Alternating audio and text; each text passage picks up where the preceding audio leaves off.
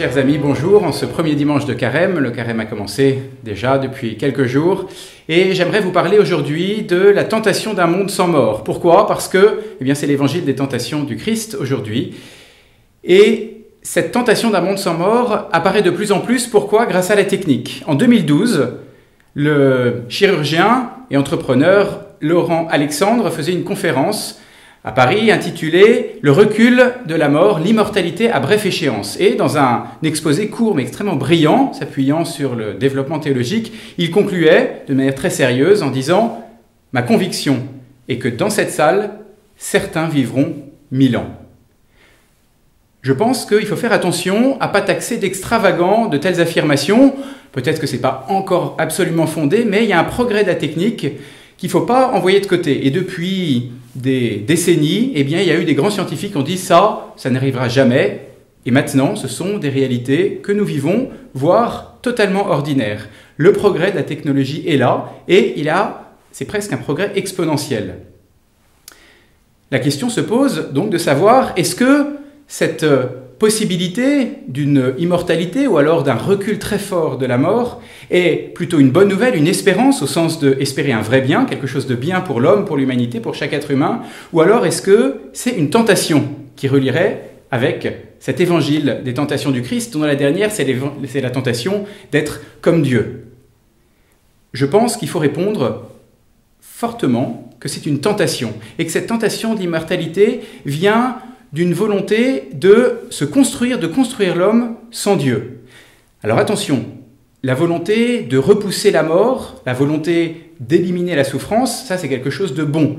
Parce que la mort telle que nous la vivons, dans le sens de souffrance et de mort violente, avec une séparation violente de l'âme et du corps, et puis la souffrance qui va avec, c'est pas dans le plan de Dieu. L'homme était prévu pour avoir, par les dons préternaturels, la possibilité d'évacuer, de ne pas avoir la souffrance, de ne pas souffrir, de ne pas être victime de cette souffrance, et puis aussi de ne pas mourir de cette mort violente, mais sans doute de vivre une ascension paisible vers le ciel pour vivre éternellement avec Dieu.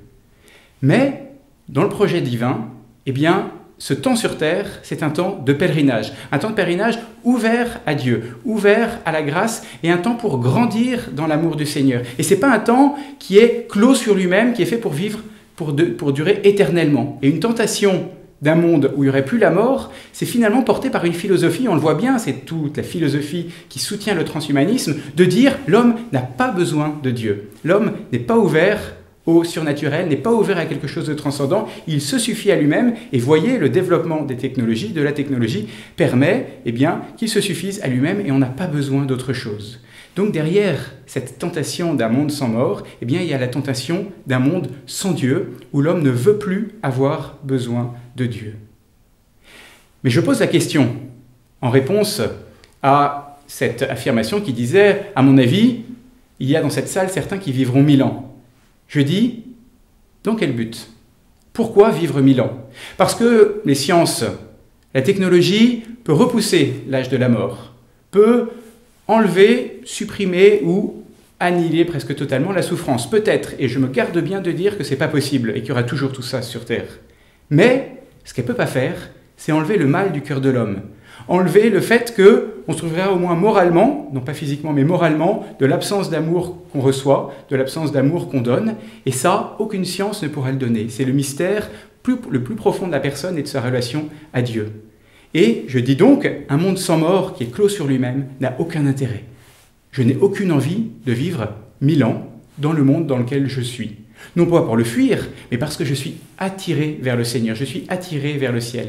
Et ma vie sur terre est un pèlerinage. Voyez, mes frères bien-aimés, c'est ça qu'il faut retenir de ce dimanche et de cette vidéo de Carême. C'est que nous sommes ici en pèlerinage, et c'est un pèlerinage qui prépare quelque chose de définitif où nous serons pleinement comblés. Dieu n'a pas voulu qu'on soit pleinement comblés dès ici-bas. Notre vie peut être belle, remplie d'amour, mais pas encore comblée. On est comblé quand on arrivera au ciel.